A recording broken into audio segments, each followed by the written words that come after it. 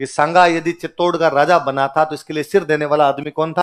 दो खड़े, इनमें से बता कौन बनेगा? उसने बेचारे डरते डरते कहा कि सांगा बनेगा। कौन बनेगा?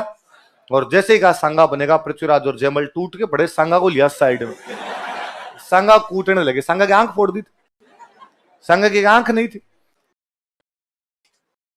तो रायमल जी के जो 13 बेटे थे ना, उन 13 में 3 मुख्य थे, पृथ्वीराज, जयमल और सांगा। जब रायमल जी जीवते थे तब इन तीनों भाइयों में आपस में लड़ाई होती कि पापा के मरने के बाद अगला राजा कौन बनेगा, और डेली लड़ते वहां पे। पृथ्वीराज के पापा के मरते मैं राजा बनूंगा, जयमल का एक बस पापा मरते मैं बन जाऊंगा। लेकिन रायमल जी ने कहा मांगता हूं मेरे सामने तो ये बात मत किया, सुबह शाम बात करते पापा मरेंगे तो राजा बनूंगा। तो यूं देवता के हाथ ही जोड़ रहे हो कि मरे मरते हम क्या बने। पर इनके भाई कोई असर नहीं पड़े, वैसे वैसे आपस भाइयों में वाद विवाद हो। तो इनके एक अंकल थे, उन अंकल का नाम था सारंग देव। क्या नाम था अंकल का? सारंग देव नाम करके अंकल हुआ करते।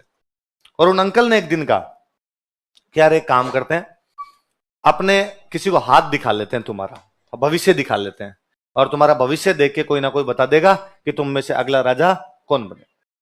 तो कहा ठीक है। तो चित्तौड़ राजधानी थी, चित्तौड़ के पास में कोई माताजी का मंदिर था। उस माताजी के मंदिर में पूजा करने वाली महिला रहती थी, पुजारण हो गई, पुजारण हो गई। तो जो पुजारण माई थी वो हाथ देखती थी। तो कहा उस पुजारण माई के पास चलते हैं, वो हाथ देख के बता देगी कि तुम में से अगला राजा कौन बने। गए उस पुजारण माई के पास, और पुजारण माई को जाके कहा कि पुजारण माई हाथ देख के 3 राजकुमार है, पृथ्वीराज, जयमल और सांगा, और हाथ देख के बता कि इनमें से अगला राजा। दिखाते ना ऐसे हाथ देखना, समझते हो? आपकी मम्मी दिखाती होगी, आपकी कुंडलियां नहीं दिखाती हो, है ना? आपको पंडित जी आते होंगे, उनको मम्मी कुंडली दिखाती होगी, और पंडित जी कहते होंगे कि राजयोग है, क्या है? और आपकी मम्मी इसका मतलब ये समझती है कि आप आरएस लग जाओगे। क्या लग जाओगे? बताई थी ना ये बात तो मैंने एक दिन, नहीं बताई थी कि घरों में कुंडलियां, ये सब घर वाले थोड़ा बहुत, मम्मियां सारी इन मामलों में यूं लगी रहती है ना? सारी यूं पूछती रहती है नौकरी कब लगेगा, कब बिजनेस में फायदा होगा, कब शादी ब्याह होंगे, इस प्रकार बातें पूछती रहती है। तो कोई पंडित जी आते हैं, हम सबको यूं पूछते रहते हैं। और पंडित जी ने कभी किसी को निराश नहीं किया। पंडित जी सबके क्या बता के जाते हैं? राजयोगी बता। तो वैसे वैसे पृथ्वीराज, जयमल, सांगा गए और पुजारण माई को हाथ दिखाया। तो पुजारण माई ने तीनों के हाथ देख के कहा कि क्या करोगे तुम पूछ के, बाप के मरने के बाद एक आदमी को तो राजा बनना ही है, तो बन जाएगा, क्या पूछते हो ऐसे? और मैं अभी बता दूंगी तो फिर भाइयों भाइयों में मनमुटाव हो जाएंगे, ये बनेगा दो उसको मारने की कोशिश करेंगे। तो पृथ्वीराज बड़ा गुस्सेल था, पृथ्वीराज ने तलवार निकाली बार कि फिलोसफी में झाड़ बता, फालतू की झाड़ रही फिलोसफी। डोकरी गुस्सा आया, पर गुस्से में क्या करे, पृथ्वीराज तलवार लिए खड़ा था। डोकरी का और तो बस चला, डोकरी ने कहा तू तो नहीं बनेगा। पृथ्वीराज ने कहा कोई बात नहीं, 2 खड़े, इनमें से बता कौन बनेगा? उसने बेचारे डरते डरते कहा कि सांगा बनेगा। कौन बनेगा? और जैसे ही कहा सांगा बनेगा, पृथ्वीराज और जयमल टूट के पड़े, सांगा को लिया साइड में, सांगा कूटने लगे, सांगा की आंख फोड़ दी थी, सांगा की आंख नहीं थी। तो एक आंख इन दोनों भाइयों ने तोड़ दी थी, उसने फोड़ दी इन्होंने भाइयों ने। पर वो बेचारी पुजारण माई, ये अंकल सारंग देव जी जैसे तैसे बीच बचाव करके पड़े, और सांगा का भाग यहां से। तो सांगा अपना घोड़ा लेके भागा वहां से। राजसमंद जिले में एक गांव पड़ता था सेवंत्री। कौन सा गांव था? वहां एक भगवान विष्णु का मंदिर था, रूपनारायण जी भगवान का मंदिर था। उस मंदिर में एक मारवाड़ का तीर्थ यात्री रुका हुआ था, बिदा जेतमालोत।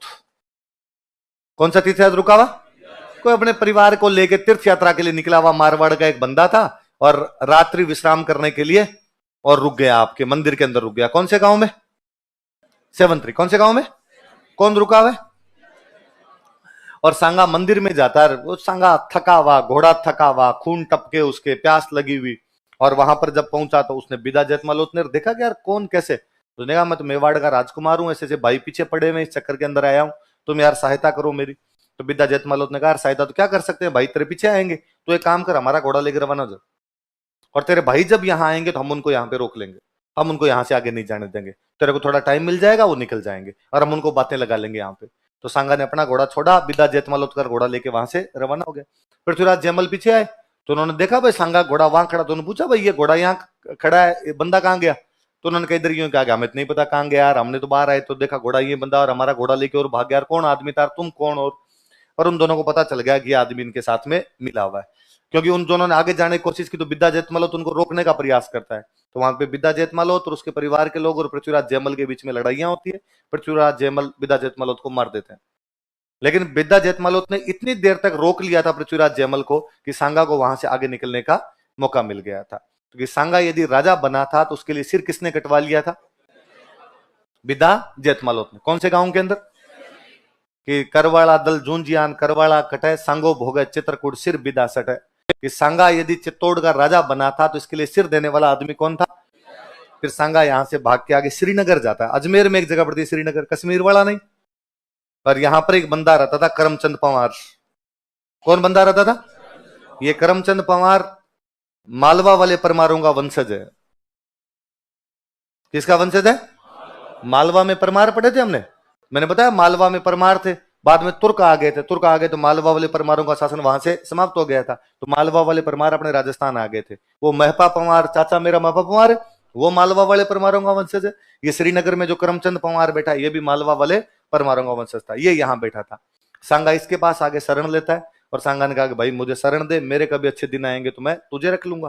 तो करमचंद पंवार ने उसे शरण दे दी थी। तो सांगा को सेवंतरी गांव में बचाता कौन है? शरण कौन देता उसे? कौन से गांव में? श्रीनगर कहां पड़ता है? सेवंतरी कहां पड़ता है?